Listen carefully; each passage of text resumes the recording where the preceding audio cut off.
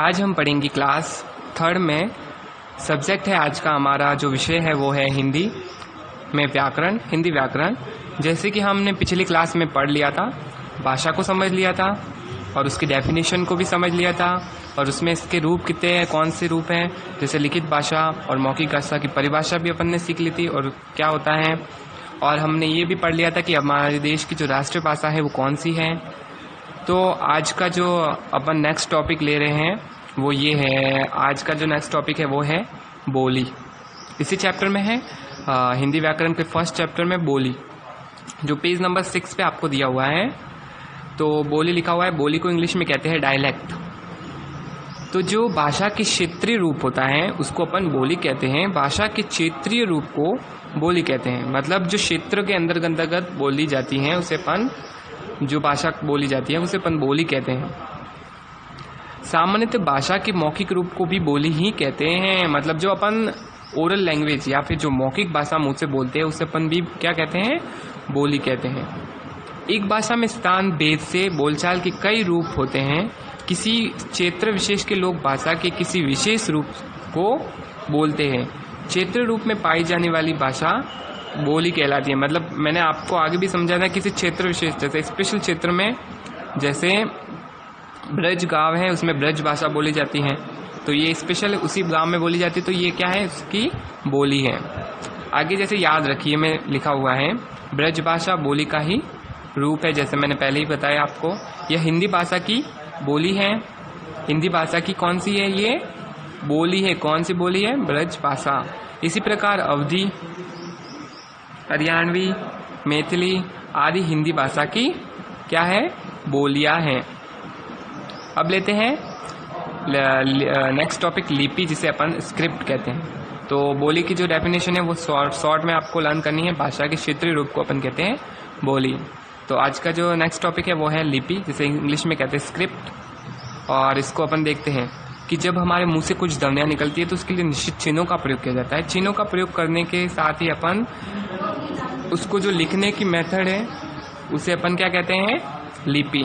भाषा की ध्वनियों को लिखने की रीति क्या कहलाती है, लिपि कहलाती हैं। विभिन्न भाषाओं को लिखने के लिए विभिन्न लिपियाँ होती हैं। इन लिपियों के अलग अलग नाम हैं। मतलब कि अलग अलग डेफिनेशन, जो अलग अलग भाषा हैं उसके लिए अलग अलग तरह की स्क्रिप्ट होती है या लिपि होती हैं।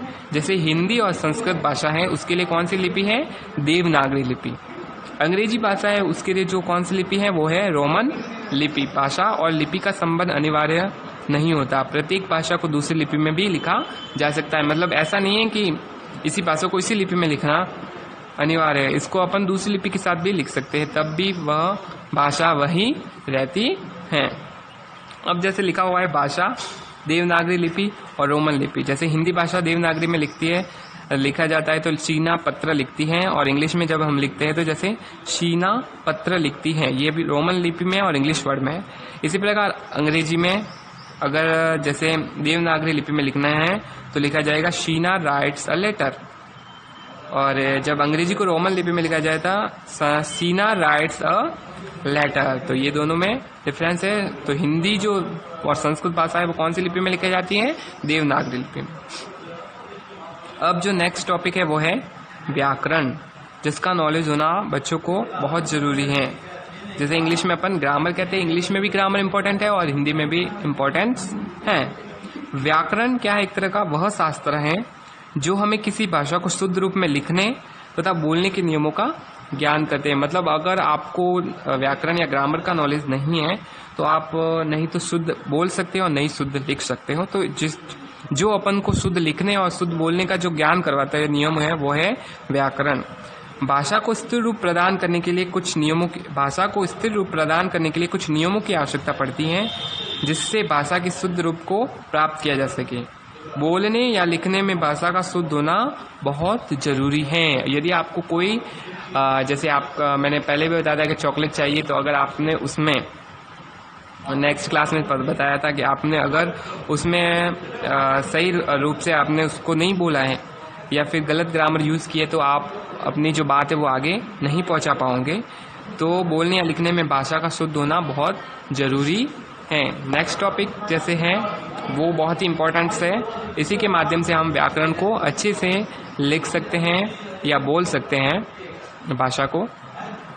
तो व्याकरण के अंग पार्ट ऑफ ग्रामर, किसी भाषा को सीखने के लिए उसके वर्णों, शब्दों और वाक्यों आदि का ज्ञान होना आवश्यक है। इसी उद्देश्य की पूर्ति हेतु व्याकरण के 3 अंग माने जाते हैं। व्याकरण के कितने अंग हैं बच्चों, आपको क्या याद करना है? व्याकरण के 3 अंग होते हैं। सबसे पहले हैं ध्वनि या वर्ण विचार, जिसके अंतर्गत अपन क्या करते हैं, अ से ज्ञ तक जो सीखते हैं ना, अ से ज्ञ तक जो वर्णमाला, वो है वर्ण विचार के अंदर। इसके अंतर्गत वर्ण, उनके आकार और उच्चारण व लिखने की विधि को सीखा जाता है। इसी तरह है शब्द विचार, सेकंड किसका पार्ट है? ये व्याकरण का पार्ट है शब्द विचार। इसमें क्या किया जाता है, वर्णों को मिलाकर उसके शब्दों की रचना की जाती है, उसके भेद और प्रयोग आदि पर विचार किया जाता है। जैसे थर्ड पॉइंट है वाक्य विचार। तो वाक्य विचार में क्या किया जाता है, इसमें अपन क्या अध्ययन करते हैं कि जो शब्द बनाए शब्द विचार से, उससे उसका सेंटेंस बनाना और कौन से शब्द को किस स्थान पर रखना है उसको अपन इसमें देखते हैं। इसमें अध्ययन किया जाता है कि वाक्य में किस शब्द का स्थान कहाँ पर है, वाक्य कितने प्रकार के होते हैं और इसके कितने भाग हो सकते हैं इत्यादि। ओके, तो व्याकरण के कितने पार्ट्स होते हैं या पार्ट होते हैं? 3 पार्ट, वर्ण विचार, शब्द विचार और वाक्य। सबसे पहले वर्ण सीखेंगे, फिर शब्द सीखेंगे, फिर इससे आएगा वाक्य। याद रखिए, में लिखा हुआ है जो भाषा शब्द की उत्पत्ति वो संस्कृत की भाष धातु से हुई है, जिसका अर्थ क्या होता है? बोलना। जिसका अर्थ होता है बोलना, मतलब भाषा शब्द की उत्पत्ति हुई है, उसका अर्थ होता है बोलना। तो अब इसके क्वेश्चन आंसर को तो आज अपन ने इस चैप्टर में क्या क्या सीखा? वो सीखा बोली, व्याकरण के अंग, और उसके साथ साथ अपन ने एक और सीखा बोली और लिपि। तो क का जैसे फर्स्ट अपन ने कर लिया था, नेक्स्ट क्लास में सेकंड लेते हैं। वर्णों को लिखने की रीति को क्या कहते हैं? जब अपन कोई ध्वनि निकलती है मुंह से तो उसको लिखते हैं, तो उससे अपन कहते हैं लिपि। तो ये इसका आंसर हो गया, आपको इसमें फिल करना है। ये आपका हो जाएगा, जब आप फिल करोगे तो CW, और इसको नोटबुक में करोगे तो ये आपका हो जाएगा HW। तो आपको नोट्स बुक में भी करना है और बुक्स में भी फिल करना है आज का। ओके, नेक्स्ट है थर्ड हिंदी। खाली जगह लिपि में लिखी जाती है। तो हिंदी और संस्कृत भाषा दोनों एक ही लिपि में लिखी जाती है। मैंने आगे भी पढ़ाया है, उसमें भी लिखा हुआ था कि हिंदी नहीं, रोमन है वो किस लिपि में? अंग्रेजी है वो रोमन लिपि में। तो जो बाकी रहा वो है देवनागरी। तो ये आंसर सही है, तो इसके अंदर आपको फिल करना है। ये भी आपका आज का होमवर्क रहेगा। नेक्स्ट वो दिया हुआ है हरियाणवी का नाम है। हरियाणवी क्या है? एक तरह की भाषा है या बोली? ये एक तरह की बोली है, क्योंकि हरियाणा के क्षेत्र में इसको बोला जाता है, इसलिए ये बोली है। ये इसका आंसर है, आपको इसमें फिल करना है। ये CW हो जाएगा और इसको नोटबुक में करना है, आपको HW हो जाएगा। इसी तरह नेक्स्ट क्वेश्चन ख दिया हुआ है। सही कथन के सामने सही तथा गलत कथन के सामने आपको गलत का निशान लगाना है। तो इसमें सबसे पहले लिखा हुआ है वर्ण विचार के अंतर्गत शब्दों का अध्ययन किया जाता है। नहीं, वर्ण विचार के अंतर्गत अपन किसका अध्ययन करते हैं? वर्णों का, उसके आकारों का, उसको उच्चारणों का, उसको लिखने की विधि का। तो वर्ण विचार में शब्दों का अध्ययन नहीं किया जाता। तो ये क्या है? रॉन्ग। तो इसको अपन करेंगे क्रॉस। बुक्स में फिल करना है और नोटबुक में आपको होमवर्क के रूप में करना है। पेज नंबर 7 पे दिया हुआ है। क्वेश्चन नंबर ख है, ख का फर्स्ट। सेकंड दिया हुआ है शब्द विचार के अंतर्गत वर्णों के उच्चारण आदि का अध्ययन किया जाता है। इसमें लिखा हुआ है शब्द विचार यानी शब्द विचार में अपन क्या सीखते हैं? शब्दों की रचना। लेकिन इसमें लिखा है वर्णों के उच्चारण, तो नहीं। तो ये भी क्या है? रॉन्ग है। तो इसको भी आपको नोट्स बुक में करना है और ये बुक्स में आप फिल करोगे तो ये इसका हो जाएगा CW। नेक्स्ट है संस्कृत देवनागरी लिपि में लिखी जाती है। जैसा मैंने पहले भी बताया कि संस्कृत और हिंदी लैंग्वेज जो दोनों है और एक मराठी, वो तीनों क्या है? देवनागरी लिपि में लिखी जाती हैं। तो इसका जो आंसर है वो सही है। तो इसको भी आपको HW के रूप में नोटबुक पे करना है और ये इसका आंसर हो जाएगा राइट, या इसको टिक कर देंगे।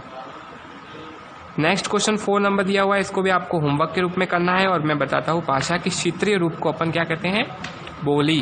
तो भाषा के, जैसे मैंने डेफिनेशन में भी बताया, भाषा के क्षेत्रीय रूप को बोली कहते हैं। तो ये जो क्वेश्चन है वो है राइट, सही दिया हुआ है, तो इसको आप टिक करेंगे राइट। तो आज का जो आपका होमवर्क रहेगा वो रहेगा सेकेंड, थर्ड फोर, क का सेकंड थर्ड फोर, और ख का रहेगा सेकंड थर्ड फोर और फाइव। वो आपको अपनी नोटबुक में करना है, और जो बाकी वाले क्वेश्चन है वो आने वाली क्लास में अपन करेंगे।